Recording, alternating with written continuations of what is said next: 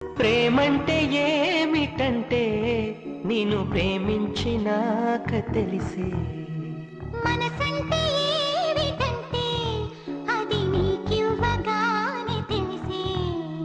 ప్రేమంటే ఏమిటంటే నిన్ను ప్రేమించినాక తెలిసే.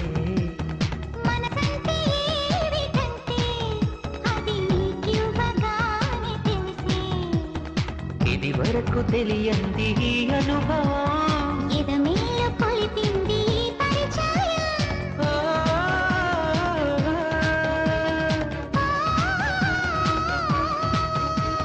ప్రేమంటే ఏమిటంటే నిన్ను ప్రేమించినాక తెలిసే.